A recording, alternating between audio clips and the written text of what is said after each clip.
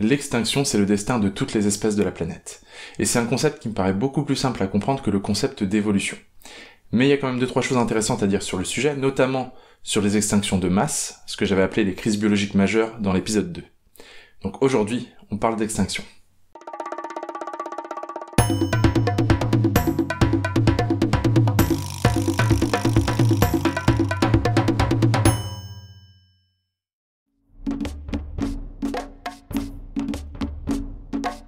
Alors ça peut paraître dingue, mais le concept même d'extinction, c'est un concept relativement récent.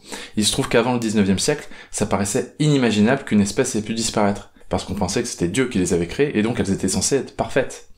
Et quand on trouvait une nouvelle espèce de fossile, eh bien on imaginait que c'était une espèce qui vivait encore actuellement, dans des régions qu'on n'avait pas encore cartographiées, ou pas encore bien explorées. Bon, vers le début des années 1800, comme on commence à avoir exploré toute la surface du globe, et qu'en plus on trouve de plus en plus de fossiles, parfois de plus en plus gros, comme les mammouths par exemple, mais ça devient évident qu'il existait des espèces dans le passé qui n'existent plus aujourd'hui. Et cette idée toute bête, ce concept d'extinction, il a été formulé pour la première fois par un paléontologue français, Georges Cuvier, en 1796. Bon, Georges Cuvier, ça vaut le coup d'ouvrir une parenthèse, une grosse parenthèse même, pour en parler, puisque c'est un scientifique qui a apporté énormément à la paléontologie, que ce soit à travers ses travaux sur les fossiles ou sur l'anatomie comparée.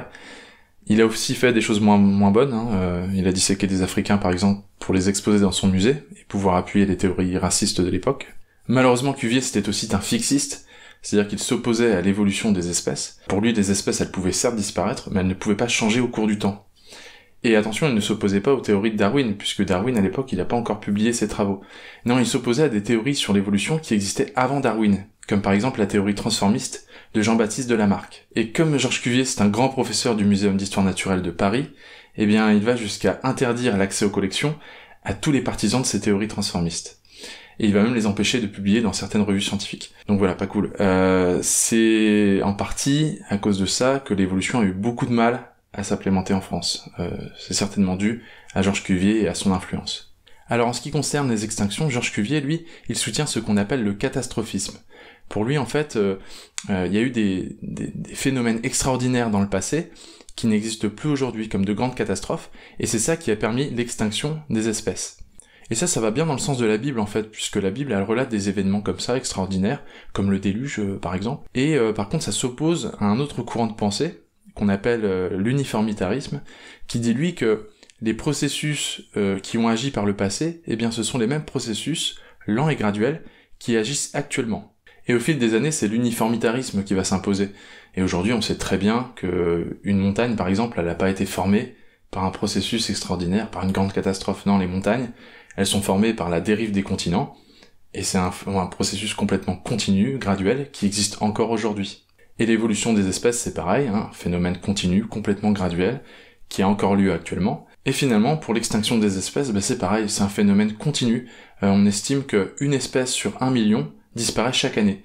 Ça, c'est le taux d'extinction de base, c'est le taux d'extinction habituel. C'est ce qu'on appelle l'extinction de fond.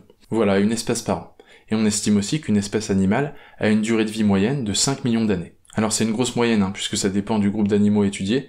Par exemple, les espèces chez les invertébrés ont une durée de vie beaucoup plus grande que les espèces chez les mammifères. Et ça dépend aussi beaucoup de la répartition géographique, puisqu'il suffit qu'une espèce soit largement répartie sur le globe, et elle aura beaucoup moins de chances de s'éteindre qu'une espèce qui vit sur un tout petit territoire, puisqu'il suffit que l'environnement change sur ce territoire-là, et l'extinction n'est pas très loin. Alors là où Georges Cuvier n'avait pas complètement tort avec son catastrophisme, c'est que l'extinction de fond, ça n'explique pas toutes les extinctions qui ont eu lieu au cours de l'histoire de la vie. Ça n'explique que 96% d'entre elles. Donc c'est énorme certes, mais ça veut dire qu'il y a 4% des extinctions qui sont dues à de grandes catastrophes. Les fameuses extinctions de masse.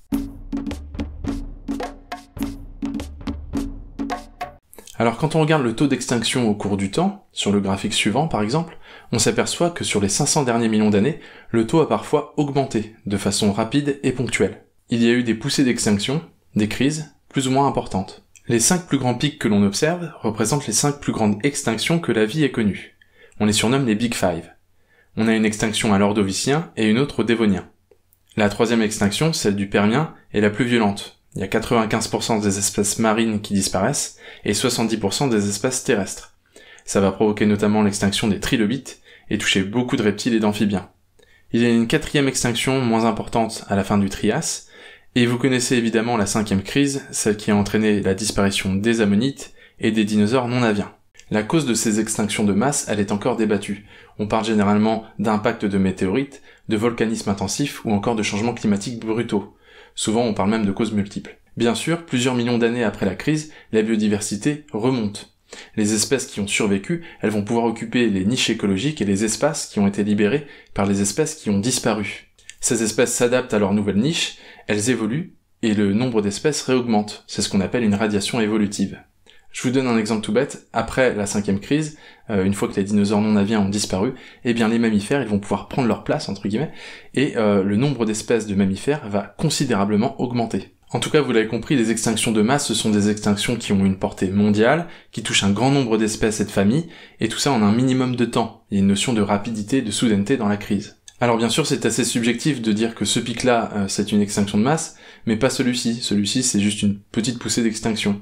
En réalité, on a fixé un seuil subjectif. Ça dépend des scientifiques, mais en général, pour recevoir le coup de tampon extinction de masse, il faut avoir provoqué l'extinction de 60% des espèces en seulement 1 million d'années. Les Big Five, elles remplissent toutes ce critère, mais il y a certains scientifiques qui parlent maintenant de sixième crise, de sixième extinction de masse, pour parler de la crise écologique actuelle. Alors, est-ce que c'est bien justifié au vu des caractères que je viens de vous donner, et est-ce qu'on peut réellement comparer l'impact d'une météorite avec l'impact des activités humaines ? Alors on ne va pas faire durer le suspense plus longtemps puisque la réponse est oui. On estime que le taux d'extinction actuel, il est 100 à 1000 fois supérieur au taux d'extinction de fond. Ce qui veut dire qu'il est 10 fois supérieur au taux d'extinction mesuré sur les autres Big Five. Donc oui, on peut sans problème parler de sixième extinction de masse. La seule différence, vous le savez, avec les autres Big Five, c'est que cette crise-là, elle n'est pas due à des phénomènes géologiques ou à des impacts de météorites. Elle est due au système de production humain, donc l'élevage, l'industrie, le transport, la pêche, un système qui provoque notamment le réchauffement climatique et la destruction des habitats des autres espèces. Une espèce de mammifère sur 4, un oiseau sur 8 et un amphibien sur 3 sont menacés d'extinction. C'est simple, si le taux d'extinction actuel se maintient, il ne faudra pas 1 million d'années pour arriver à 60% d'extinction. Il nous faudra seulement un siècle. Et pour ceux qui pensaient que la crise était encore évitable, eh bien elle ne l'est pas, puisqu'on ne peut pas éviter quelque chose qui s'est déjà produit. Nous sommes déjà actuellement en train de vivre l'extinction de masse. Alors ça ne veut pas dire qu'il ne faut rien faire, puisque entre un monde avec une augmentation de 3 degrés de la température ou une augmentation de 6 degrés, eh bien il y a une différence. Entre une extinction de 60% des espèces ou 95% des espèces, eh bien il y a une différence. Nos efforts pour changer de système de production et de consommation, ils vont peut-être nous permettre d'éviter le pire. Mais ce qui est sûr, c'est que la météorite humaine a déjà percuté la Terre. Voilà, donc je vais pas parler plus longtemps de cette crise actuelle, il y a des biologistes et des écologistes qui en parleront mieux que moi, mais moi la paléontologie, paradoxalement, ça m'a fait relativiser cette crise. Moi quand j'ai commencé mes études, il y a 10 ans déjà, 12 ans plutôt d'ailleurs, eh bien on nous parlait beaucoup d'écologie, que ce soit dans les cours ou même à travers des films, notamment le film Home qui est sorti à peu près dans cette période-là. Et la paléontologie, elle me montrait que cet équilibre naturel, presque biblique, que l'homme serait venu perturber, eh bien il n'avait jamais vraiment existé. Il y a toujours eu des extinctions, il y en a constamment, il y a même déjà eu des extinctions de masse, bien avant l'apparition de l'homme. Et la vie, elle s'en est toujours remise. 5 ou 6 millions d'années après la catastrophe, il y a toujours une radiation évolutive et la biodiversité remonte. Donc avec un tel recul sur l'histoire de la vie, j'ai commencé à me dire que la sixième crise, c'était pas si grave après tout. C'est un point de vue qui peut paraître peut-être extrême, mais je vous assure qu'il est partagé, pas que par des paléontologues ou des géologues, je l'ai déjà vu plusieurs fois écrit sur les réseaux sociaux. Et c'est que quelques années plus tard que j'ai fini par comprendre que tout était une question d'échelle.